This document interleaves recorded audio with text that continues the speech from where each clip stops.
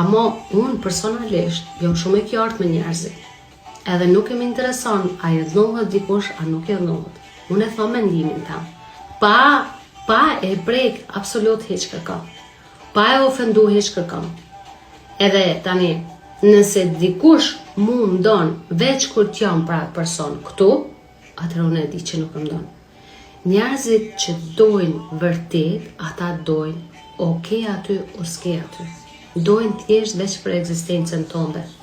Po janë shumë njerëz që thjesht ekzistenca jote i pengon. Për çata unë e them shumë shpesh, nuk kemi nevojë me mundu veten aq shumë për më u boj mirë për dikon tjetër. Sepse sa dush mundohu, sa dush, çka dush bën, vetë ekzistenca jote disa njerëz i pengon. Energjia jote për disa njerëz është e padurueshme. Kështu që thjesht fokusohu të qëllimet e tua, fokusohu të dëshirat tua, të arritjet e tua, puno për to.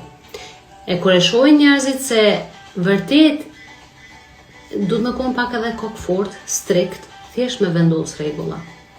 Këto e pranoj, këto se pranoj. Këto e toleroj, këto nuk e toleroj.